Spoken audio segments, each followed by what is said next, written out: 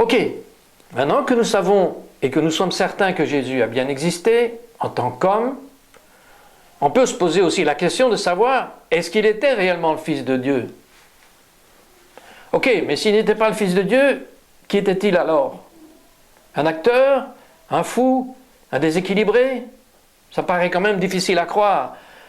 D'autant que les gens continuent aujourd'hui, des milliers d'années plus tard, à croire en lui. Vous me direz, c'est pas une preuve. C'est possible. Il suffit de regarder l'islam, me direz-vous. Oui, c'est vrai.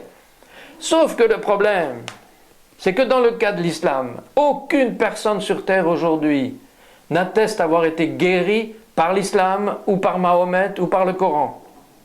Personne, je vous garantis, vous pouvez regarder sur le net.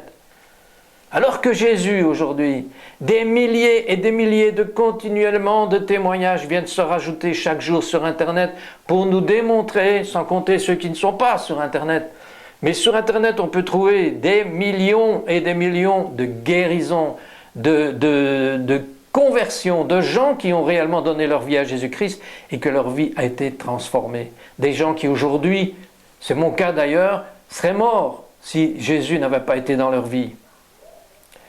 Vous n'arriverez jamais à regarder tous ces témoignages, tellement il y en a. Combien de guérisons sont inexpliquées aujourd'hui par la science? Alors vous me direz souvent, j'entends ça souvent, hein? Oui, mais un jour la science nous expliquera tout cela.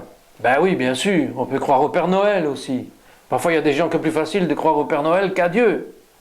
C'est pas interdit de croire au Père Noël, vous savez, moi je dis, il n'y a pas de pire aveugle que celui qui ne veut pas voir. Il n'y a pas de pire sourd que celui qui ne veut pas entendre, c'est évident.